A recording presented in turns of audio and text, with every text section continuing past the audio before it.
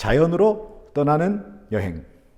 자, 이번 시간에는 주로 자연 경관에 대해서 알아보도록 하겠습니다. 이 지구 표면이 그냥 똑같이 쭉 평평하기만 하면은 어떨까요? 우리 참 살아가는 게 굉장히 재미없지 않을까요? 그런데 다행히 지구 표면은 꽤나 울퉁불퉁합니다. 높이 올라간 산이 있는가 하면 푹 꺼진 곳도 있고, 넓은 평야가 있는가 하면은 물이 고여있는 호수가 있기도 하고요. 또 바다도 있죠. 강도 흐르죠. 이렇게 지구의 표면은 굉장히 다양한 모습을 가지고 있습니다. 이렇게 다양한 모습을 가지고 있는 지구 위의 표면, 지구 위에 이러한 다양한 모습, 이러한 것들을 우리는 지형이라고 얘기하죠. 자, 그러면 이 지형 중에 우리에게 가장 기본이 되고 친근하고 익숙한 게 뭘까요? 아무래도 산이 아닐까요? 산. 선생님도 산을 굉장히 좋아한답니다. 그래서 대한민국의 여러 국립공원으로 지정된 산 중에 안 가본 데가 없고요. 한 200개 정도 되는 산을 간 것 같아요. 게다가 이제 일본이나 타이완이나 이런 다른 나라 산에도 자주 올라가곤 합니다. 근데 여러분도 나중에 이제 산을 좋아하게 될지도 모르고요. 이미 좋아하는 친구도 있을 수 있죠. 그런데 산 내에서 아름다운 경치를 보고 즐기면서 문득 이 산은 어떻게 하다가 생겼을까? 그렇게 궁금해하게 생각해 본 적은 없나요? 자, 그러면 그 궁금증을 오늘 풀어보도록 하겠습니다.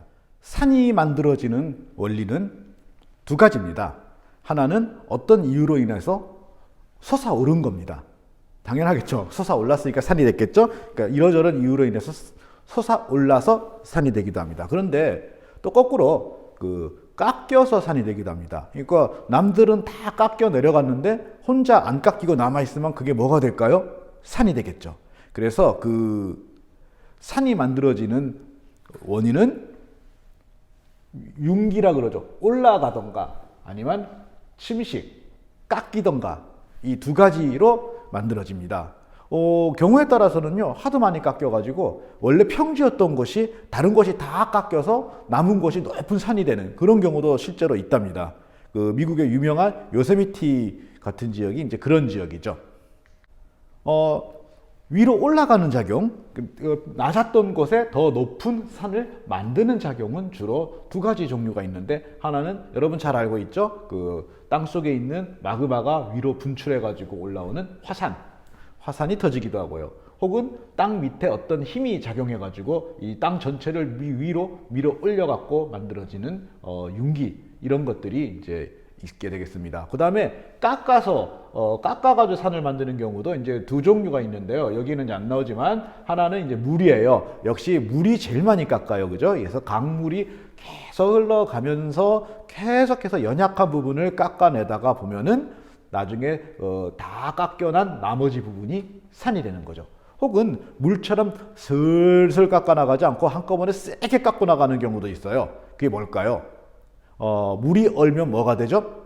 네, 얼음이 되죠. 바로 이 얼음이 흘러가는 거, 아마 여러분 들어본 적이 있을 거예요. 다 아시죠? 빙하죠. 빙하가 흘러가면은 물보다 얼음을 훨씬 더 세고 거칠게 깎겠죠. 그래가지고 아주 날카롭게 깎고 지나가면 뾰족뾰족한 산들이 이렇게 생기게 되거든요. 이렇게 산은 화산이나 융기작용으로 밑에서 밀어 올리거나 아니면은 강물이나 물이나 빙하가 깎아서 단단한 부분을 남기거나 해서 산을 만들게 됩니다. 이때 멀쩡한 땅을 위로 밀어 올려갖고 산이 되게 만드는 지표면의 지구의 여러 가지 작용 중에 가장 대표적인 게 이 습곡작용이라고 하는 겁니다.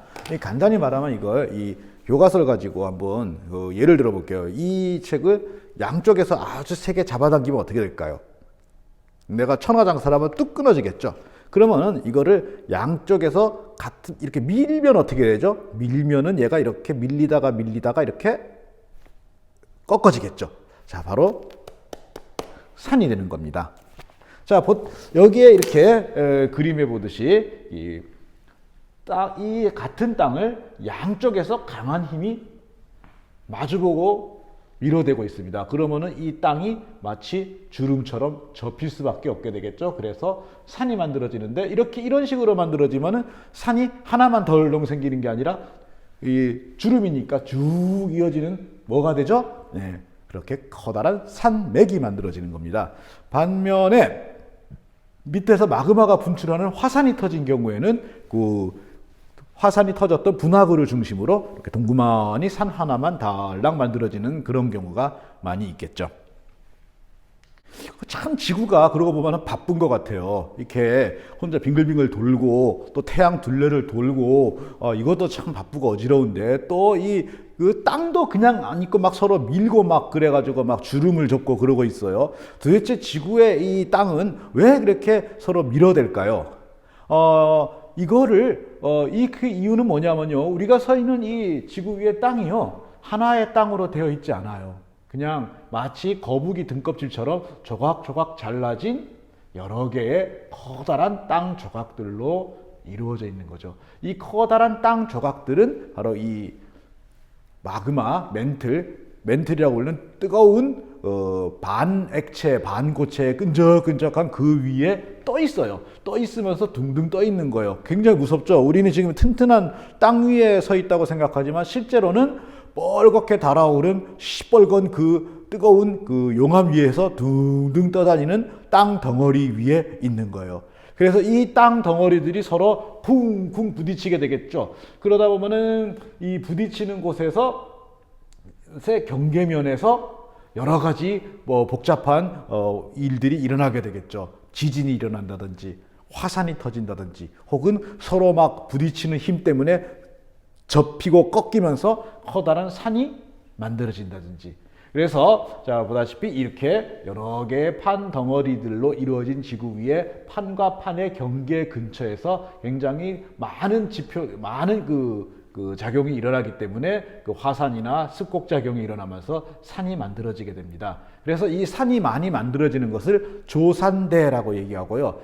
이 산이 만들어지는 조산대 중에 역시 가장 큰 판의 경계가 이 산이 가장 활발하게 만들어지는 곳이 되겠죠. 그게 바로 어디냐면은 두 군데인데 하나가 알프스 히말라야 조산대 그리고 또 하나가 이렇게 환태평양 조산대입니다.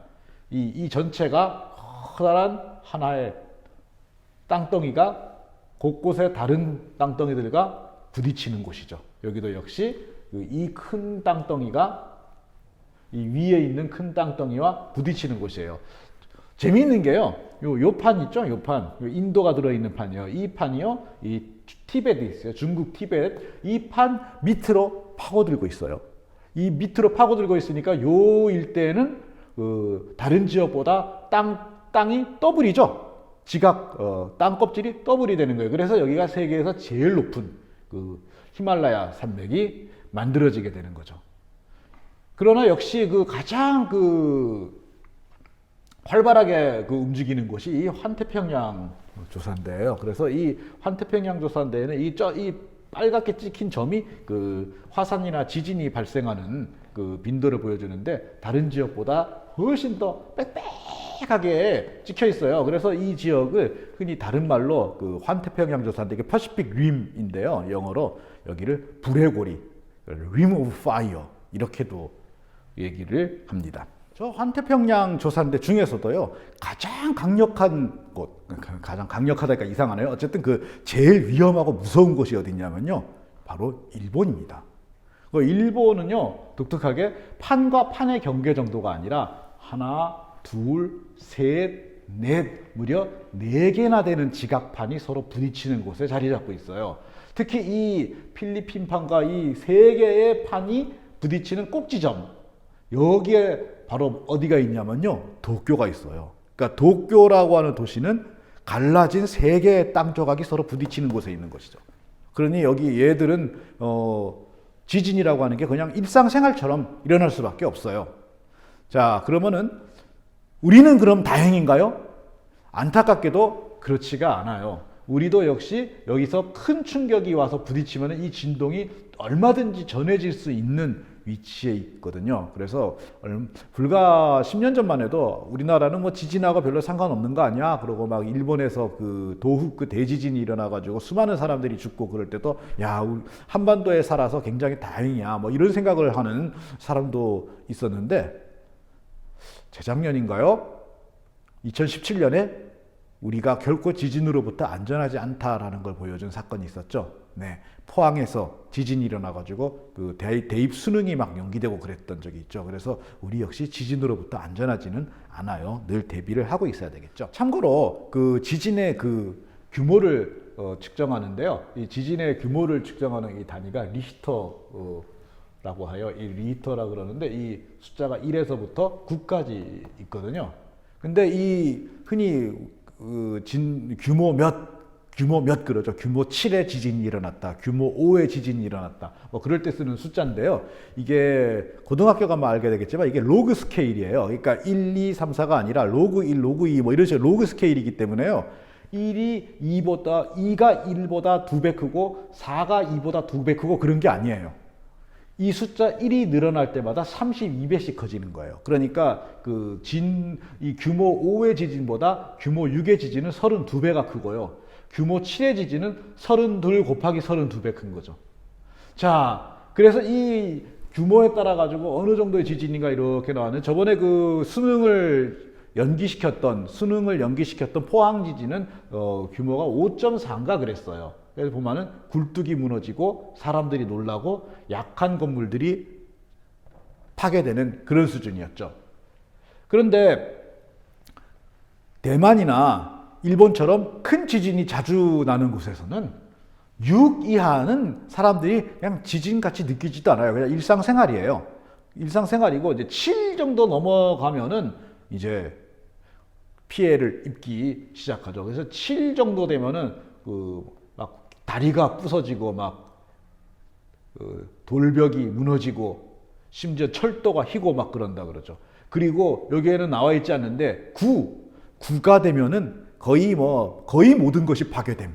이렇게 보면은 틀림없어. 불행한 모습들이죠.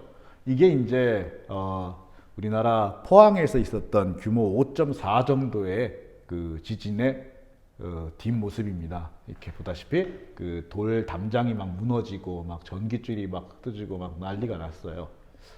이게 이제 그 대만에서 있었던 그 난토우 대지진이라고 하는 그 지진인데 그게 규모가 7점 몇인가 그랬어요. 7점 몇이었기 때문에 아까 말한 것처럼 막 그 건물이 막 무너지는 그래서 수천 명이 목숨을 잃었던 끔찍한 지진이죠. 이게 5.4고 이게 7.4면은 이 지진보다 32 곱하기 32배 강한 지진이었던 거죠.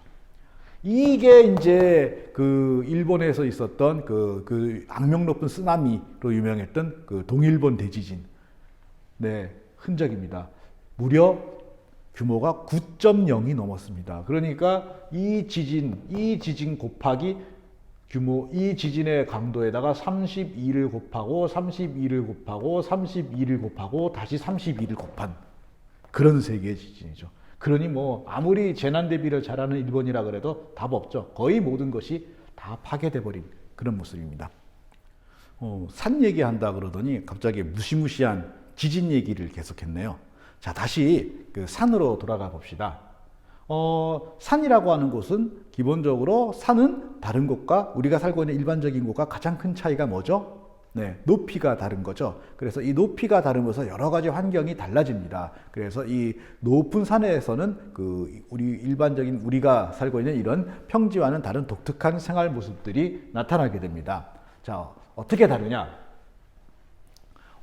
올라가면은 높이가 100m 올라갈 때마다 그 온도는 0.65도씩 내려갑니다. 기온이. 자, 그러니까 높이가 1000m를 올라가면은 기온이 6.5도가 내려가게 되겠죠. 그러면, 딱 드는 생각이 뭐예요? 굉장히 시원하겠구나. 그리고 굉장히 춥겠구나죠. 그래서 이 높은 산 위는 우리가 살고 있는 곳보다 여름에는 시원하고 겨울에는 춥습니다. 가령 한여름에 낮에 34도, 35도 이렇게 올라가는 날이라도 1000m 높이만 올라가도 30도를 넘어가는 날씨는 찾아보기가 어려워지는 거죠.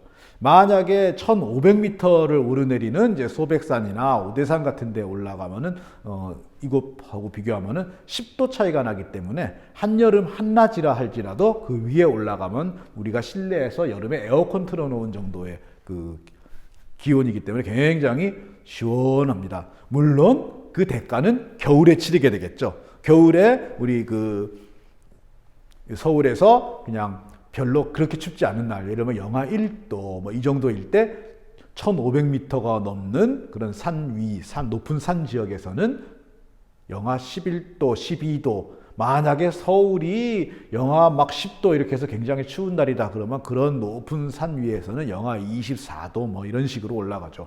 그 영하 24도 막 25도 이렇게 내려가는 게 감이 안 오면은요, 선생님이 경험담 하나 얘기해 줄게요. 선생님이 옛날에 산을 굉장히 많이 다녔어요. 요즘은 겨울에는 이제 굉장히 너무 추워가지고 나이 먹으면 추운 게 싫거든요. 겨울엔 잘 안 가는데 그 젊을 때는 겨울에도 높은 산에 많이 올라갔거든요. 그래서 그 1월 중순인가 서울이 영하 7도일 때 그 높이가 1560m가 넘는 그 오대산을 올라갔어요. 막 눈이 막 여기까지 막 차오르는데 그걸 이제 막 헤치고 올라가 가지고 정상에 올라가 가지고 신난다 야호 한번 하고 이제 자 이제 땀 많이 흘렸으니까 물 마셔야지 하고 물통을 딱 꺼내는데 물이 한 방울도 안 나요. 왜 안 나올까요? 예. 물통 채로 그대로 다 얼었어요. 그래서 이 물통이 아니라 그냥 커다란 이따만한 얼음인 거예요. 그게 바로 이 고산지대의 추위예요. 자, 이렇게 온도가 많이 다르다 보니까 거기서 살아갈 수 있는 식물의 종류도 굉장히 달라져요. 그래서 그 낮은 지역에서는 그 참나무나 단풍나무 같은 우리 보통 보는 나무들 있죠. 그런 나무들 숲이 막 우거지지만은 높이가 더 많이 올라가면은 굉장히 추운 지역이 되기 때문에 우리가 흔히 볼 수 있는 참나무나 이런 나무들은 살지 못하고 이파리가 뾰족뾰족한 나무, 그걸 뭐라 그러죠? 소나무, 전나무, 잣나무 같은 그런 침엽수만 자라게 돼요. 그러다가 더 높이 올라가면은 이제 거의 뭐 1년 내내 그 여름이 없다시피 한 그런 곳이 되어버리기 때문에 아예 나무 자체가 자라지 못하고 풀만 자라게 되죠. 우리나라는 제일 높은 산이라고 해도 2000m가 되지 않기 때문에 이 정도인데 만약에 2000m보다 더 높이 올라가면 어떻게 될까요? 보통 한 2500m 막 이렇게 올라가 버리면은요, 아예 식물 자체가 자라지를 못하게 돼요. 근데 우리나라에서는 이제 그런 정도 높이의 산이 없기 때문에 선생님은 그런 정도 높은 산을 좋아하니까요. 우리나라 산 아름답고 좋지만 근본적으로 한계가 있는 건 높이잖아요. 그래서 높은 산, 정말 높은 산을 가고 싶을 때는 역시 가까운 일본이나 대만을 갔습니다. 그래서 이렇게 보다시피 일본의 그 높이가 3000m가 넘는 산들 가면 이렇게 위에 그 아무것도 자라지 않는 이런 풍경을 볼 수 있습니다. 심지어 막 눈도 있죠. 눈도 있는데 이게 그 7월 말 풍경이랍니다. 7월 말 이렇게 높이에 따라서 그 온도의 차이가 많이 납니다.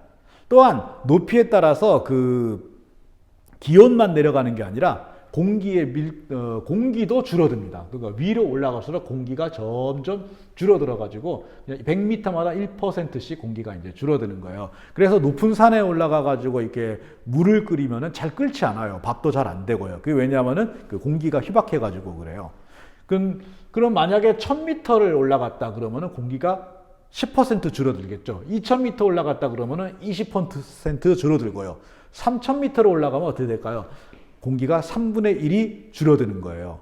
여러분들 그 요즘에 그 마스크 쓰고 이렇게 다니잖아요. 마스크 쓰고 다니는데 이 마스크 쓰고 한번 운동해 보세요. 정말 숨차죠? 높은 산 위에 가면은 바로 마스크를 쓰고 운동하는 것 같이 돼버려요. 아주 높이 올라가면 어떻게 될까요? 보통 7000m, 저기 뭐 히말라야에 7000m쯤 올라가면은 공기가 우리 지상의 3분의 1밖에 되지 않아요. 그래서 이런 곳에서는 얼어 죽는 게 아니라 그냥 가만 있기만 해도 3일 정도 지나면 사람이 더 이상 살지 못하고 죽어버린답니다. 이게 산의 환경이죠. 그래서 적당한 우리나라 산은 참 멋진 것 같아요. 그냥 적당한 높이에만 있으니까 말이죠. 여름에 시원한 정도, 그죠? 이런 산의 독특한 그 환경을 이용해서 사람들은 이렇게 살아갑니다. 그 평지보다 훨씬 기온이 낮기 때문에 낮은 기온에서 잘 자라는 그러한 작물들을 재배하는 거죠. 요거는 이제 뭐예요? 뭐 같아요? 이게 녹차죠. 녹차를 재배하는 곳이 있는가 하면요. 요거는 그 서늘한 곳에서 잘 자라는 채소인 배추죠. 이 배추인데 그 서늘한 곳에서 자라는 배추가 여름이 되면은 그 산이 아닌 곳에서는 구하기가 어려워지잖아요. 그런데 높은 곳에서는 여긴 여름 아닌데 우린 여전히 서늘해 그러면서 배추를 기를 수가 있게 되죠. 그래서 이거를 이제 고랭지 농업이라고 얘기합니다. 남들 다른 동네에서는 배추 안 나올 때 여기서만 배추가 나오니까 평소보다 배추를 더 비싼 값에 팔 수가 있겠죠. 그 다음에 이제 높은 지역에 올라가면 이제 나무가 안 자라고 풀밭이 된다 그랬죠. 너무 서늘해지면은. 그래서 이 풀밭에서 가축을 기르는 그런 이제 목축업이 이루어지기도 하는데, 이 풀밭이 이 겨울이 되면 풀밭이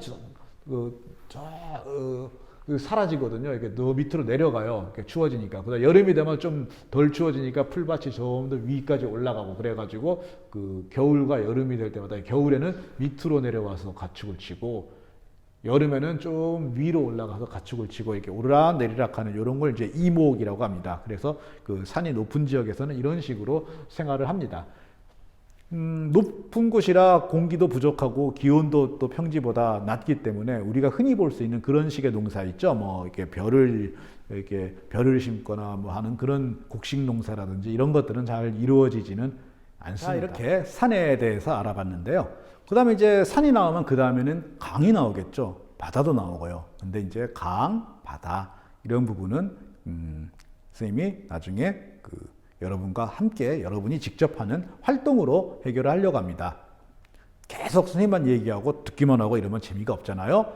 자, 그래서 그 지형에 대해서는 여기까지 하고 다음 시간에는 우리 자연이 우리에게 혜택만 주는 게 아니라 때때로 굉장히 큰 고통을 안겨주기도 하죠. 그래서 여러 가지 자연 재해, 재난에 대해서 알아보도록 하겠습니다.